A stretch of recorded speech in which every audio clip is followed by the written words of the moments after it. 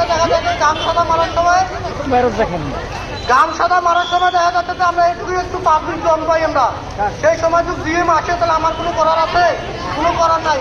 তাহলে তারা আমাদেরকে এসে বলছে তোমরা কাজে ফাঁকি দিচ্ছ কেন? এবং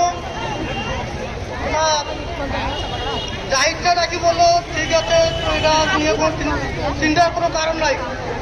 আর এসে এটা কথা বললো কোনো চিন্তার কোনো কারণ নাই, আমরা ভোটগ্রহণের পর্যন্ত যাবো না।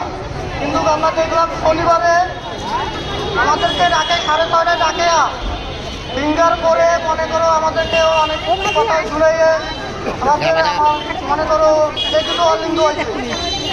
এবং দেখার পরে ওই কাগজ অফিসেও জমা দিতে এখন নাকি শুনতেছে যে আমাদেরও চাকরি থাকবে না। কেন আমাদের চাকরি থাকবে না? আমাদের এই সালে কয়েকজন বদ ভাই আছে, বদ জানে যে আমাদের গাম সাদা এলা না শুধু পর্যন্ত আমরা কোনো কালার ধরবো না। কালার ধরলে এবং এ পর্যন্ত আমাদের যেগুলো মাল মারা আছে সব মাল নষ্ট হয়ে যাবে।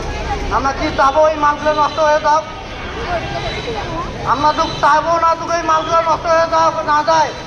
আমরা কিভাবে বলবো তো এই কালারগুলো আমরা মারবো?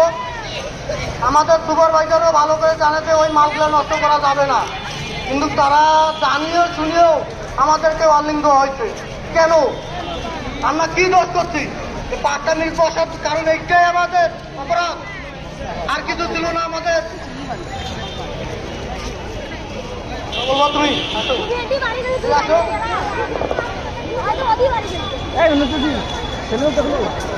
হ্যালো, আমি হচ্ছি শুভ রায়।